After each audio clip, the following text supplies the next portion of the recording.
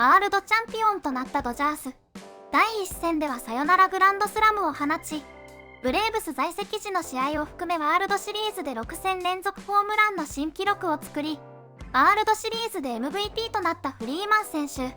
そのフリーマン選手がニューハイツの番組に出演し、ワールドチャンピオンとなった喜びやあのグランドスラムの打席について、父親のフレッドさんとのエピソードや大谷選手と過ごした1年についてコメントしていました。Our guest today is from Fountain Valley, California. He's an 8-time All-Star, NL MVP, 2-time All-MLB first team. He's won a Golden Glove, a Babe Ruth Award, the NL Hank Aaron Award, and he is now a two-time World Series champion. Please welcome Mr. Freddie Freeman. Yes, sir. Yeah, baby. Don't forget that 2024 World Series MVP, baby. That's right. I appreciate you guys. Thank you. I like that hype right there. Oh yeah, you gotta have fun. Bring it in with the energy, baby. Yeah, it's kind of. I still haven't really have time to sit and even kind of take it all in. It's been kind of a whirlwind. I did Jimmy Kimmel last night, doing parades, trick or treating with the kids. It's really nuts. So.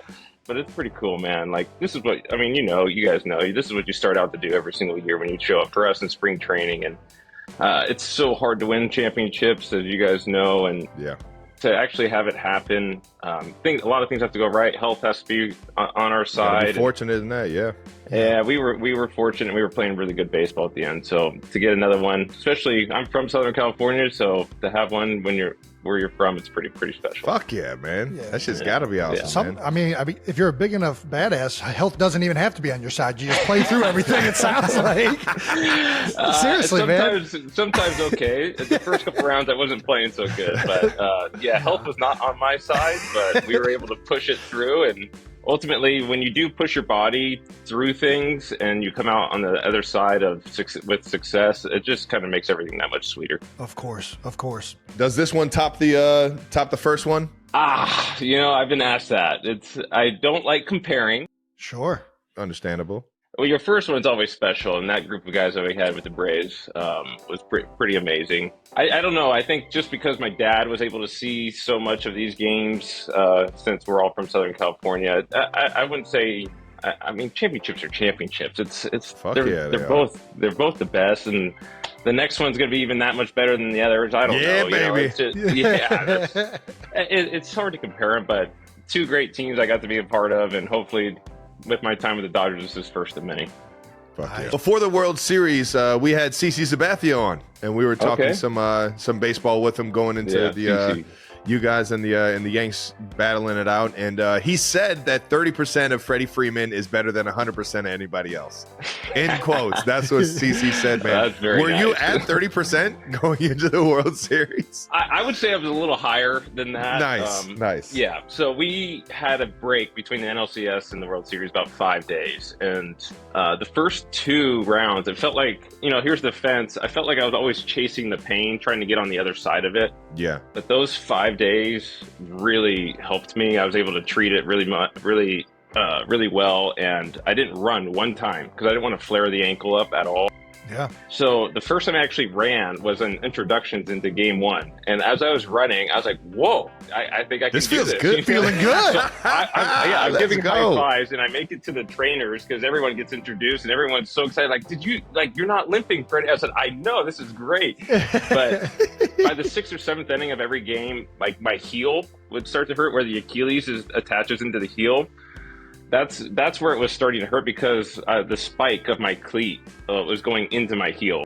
For sure. Yeah, that sucks. By the 6th or 7th inning, it was kind of hurting, but the adrenaline would take over by then. But I would say I was probably around above 50% because my rib was okay by then. And I broke my finger, too, in August. So that didn't really help. But things were, it's just so many injuries. It's just crazy. We're kind of talking about it. You have to be fortunate to be able to make these deep playoff runs, man. Yeah.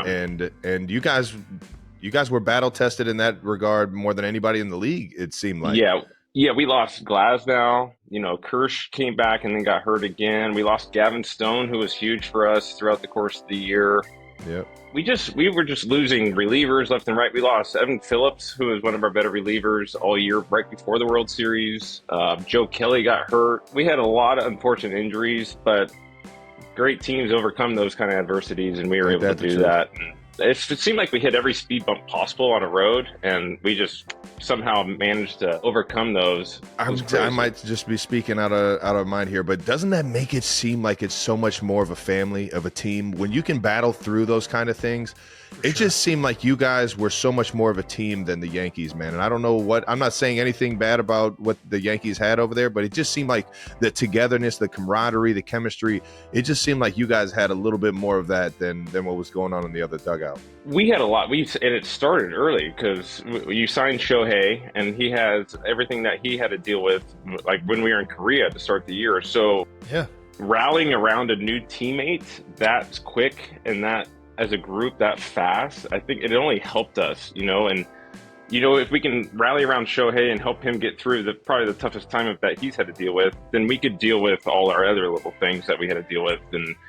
then obviously with my family in late July, them rallying around us, we had a lot of things as a group to rally around, and it was so fast and so special to see the group of guys and how we came together and overcame things.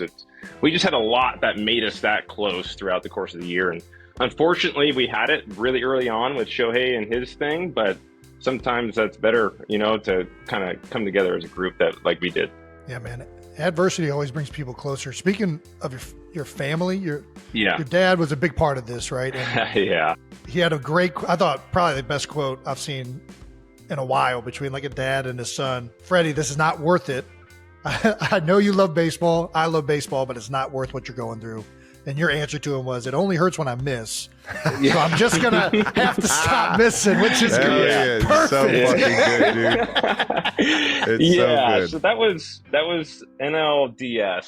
I was going through a lot to play, obviously with my fractured rib and doing a lot of extra things with more than just treatment. So after the game 3 of NLDS, I got a call from my dad about like 11 o'clock at night. And I hadn't had a talk like that with my father in a long time. And it was kind of just a little upset, like, hey, you need to look out for yourself down the road. And that was the first time I really took a step, because I'll do anything to be on a baseball field. I think anybody that knows me, I'll just, I put blinders on and I'm going to get out there. Yeah. And that was the first time I was like, oh, okay, whoa, let's take a step back. And I'm married with 3 kids. So like, and I sat out the next game. I sat out NLDS game 4. I just couldn't do it again. I physically was just not able to put myself through what I was going through again. I think when I hit the grand slam in the World Series and he was front row, I think he was happy I didn't stop.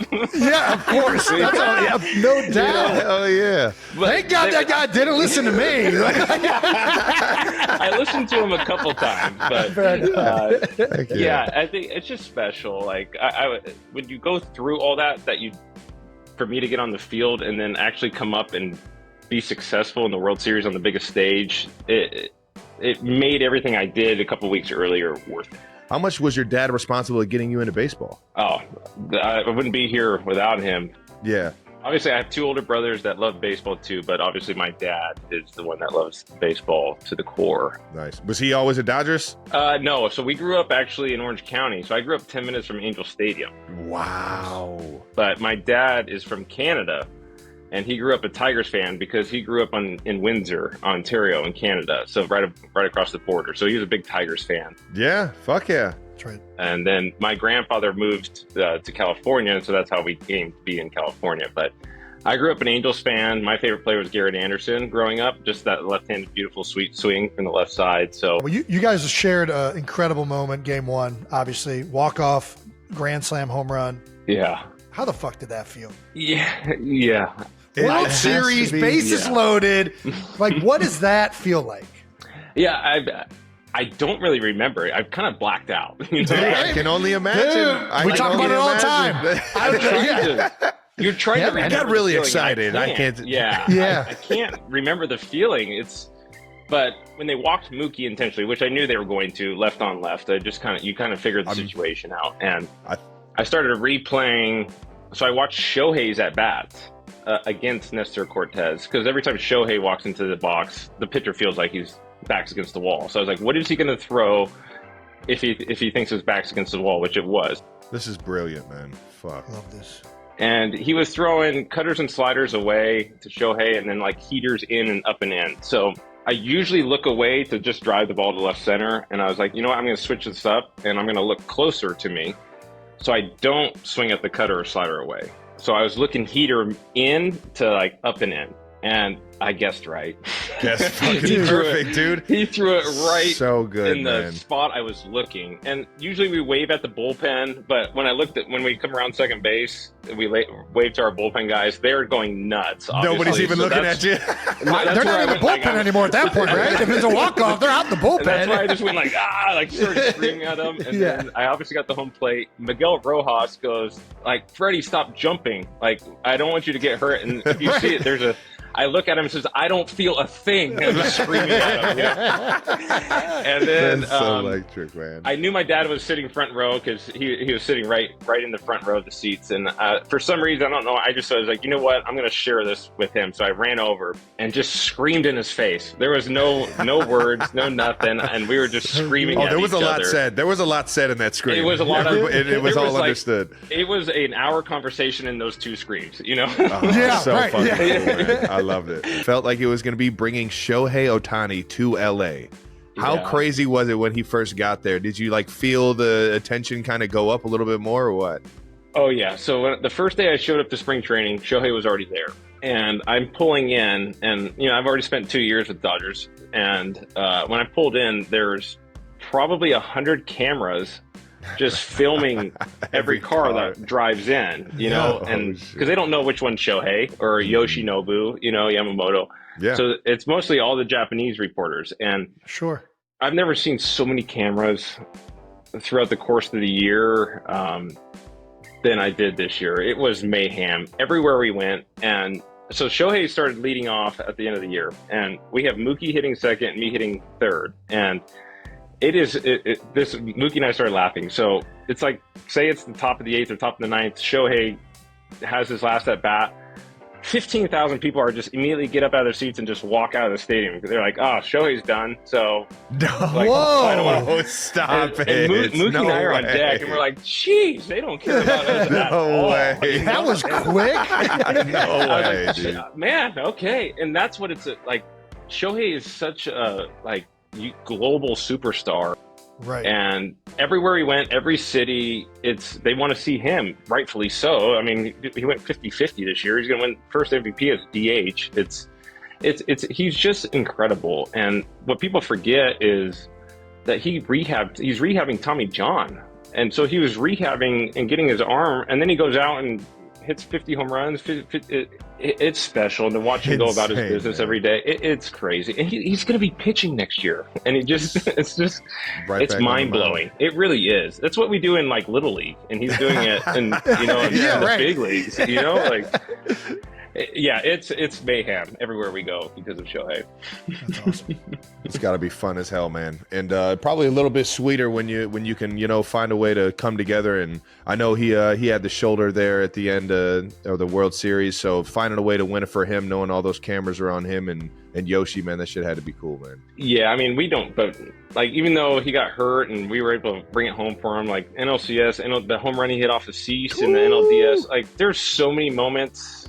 And that we would never be where we were without Yoshi and Shohei. And, for Shohei to get hurt at the end of game 2 and for us to still go out there and win it, that just shows you how good our team is. And it will be for a long time.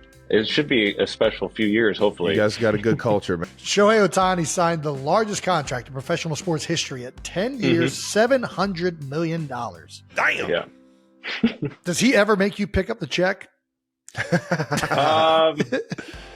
We actually split the last one. So there we go. Nice, man. Good teammates. So we did a team dinner in New York, and Shohei and I split, and with Kershaw. So a lot of that's deferred, so he's not really getting paid. That is. So they still do deferred contracts in baseball, and that helps. $68 million of his $70 million a year is deferred, and it's like through like 2050 or something like that, right? Well, it's like ridiculous. Me, Mookie, and Shohei are going to be like 50 years old Still getting checks. You know? Yeah. But I heard he makes a ton off the field, so I think he's doing good. He's doing all right. Yeah, right. Yeah. Right. Do you have any juice for us? What's something people would be surprised to hear about Ohtani?